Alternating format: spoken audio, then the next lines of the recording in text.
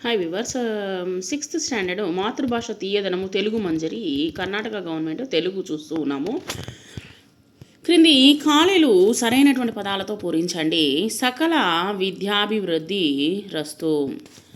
నిండు నూరేళ్లు చల్లగా జీవించమని. భావాలన్నీ చెప్పుకోవడానికి మాతృభాష ఉపయోగిస్తుంటాము. ఎవరెవరిది భాషలు వారికి గొప్పదమ్మా. శ్రీకృష్ణదేవరాయలు దేశ భాషలను తెలుగు లెస్స అని పొగిడారు. క్రింది వాటిని జతపరిచి చెప్పండి. మీకు అందరికీ శుభోదయము. నిండు నూరేళ్లు చల్లగా జీవించమని. అడవి బాపిరాజు జయంతి. తెలుగు మాట్లాడితే ఒప్పుకోరు. శ్రీకృష్ణదేవరాయలు విజయనగర సామ్రాజ్యాధినేత. క్రింది ప్రశ్నలకు 1 లేదా 2 వాక్యాల్లో సమాధానాలు అనేటువంటిది రాయండి. సహపాఠకులు తన్మయిని ఎలా దీవించారు?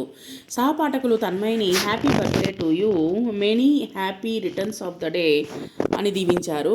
మాతృభాష అనగానేమి ఎటువంటి కష్టము లేకుండా నేర్చుకుంటున్నాననేటువంటి భావన లేకుండా తల్లిదండ్రులు మరియు పరిసరాల నుండి లభించేటువంటి భాషను మాతృభాష అంటారు.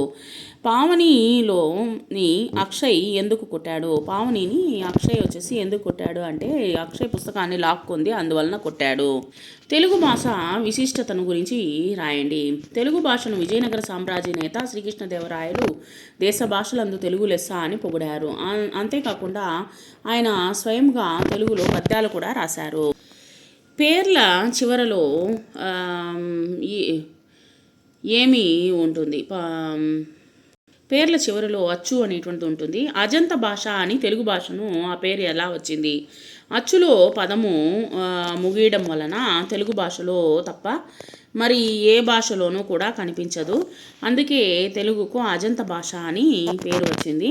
క్రింది ప్రశ్నలకు 4-5 వాక్యాల్లో సమాధానాలు రాయండి. అక్టోబరు 8వ తేదీన విశిష్టత ఏమిటి? అక్టోబర్ 8వ తేదీన ప్రముఖ భాషావేత్త, చిత్రకారుడు, నాటకకర్త, వ్యాసకర్త, జాతీయవాది, నటుడు, సినీ కళాదర్శకుడైనటువంటి అడవి బాపిరాజు గారి జయంతి. వీరు మాతృభాష మమకారాన్ని, తీయదనము గురించి అనేక వ్యాసాలు, నాటకాలు రాశారు. సిపి బ్రౌన్ గురించి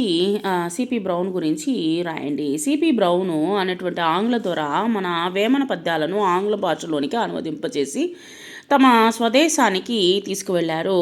అతడు కడప జిల్లా కలెక్టర్గా ఉన్నప్పుడు తెలుగును నేర్చుకుని తెలుగు ఆంగ్లము నిఘంటువును కూడా రాశారు. అది ఇప్పటికీ ప్రాచుర్యంలో ఉన్నది.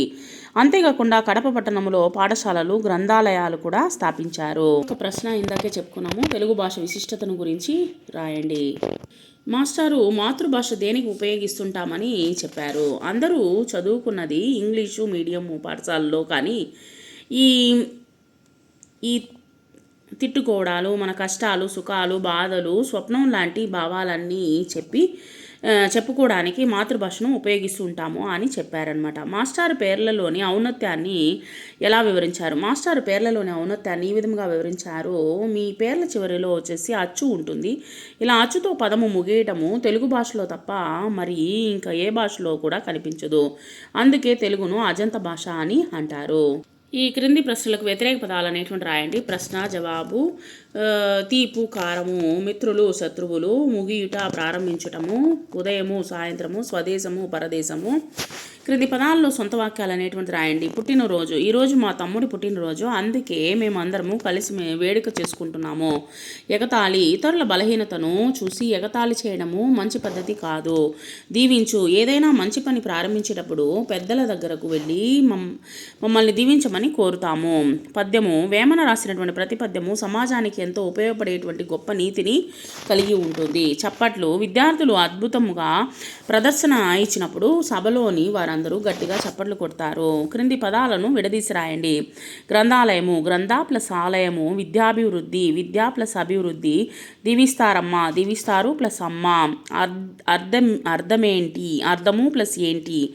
ఇంకెప్పుడు. ఇంకా ప్లస్ ఎప్పుడు. భావాలన్నీ. భావము ప్లస్ ఎన్ని. క్రింది పదాలను కలిపి రాయండి. సామ్రాజ్య ప్లస్ అధినేత. సామ్రాజ్యాధినేత. తెలుగు ప్లస్ ఏమి? తెలుగు ప్లస్ ఏను.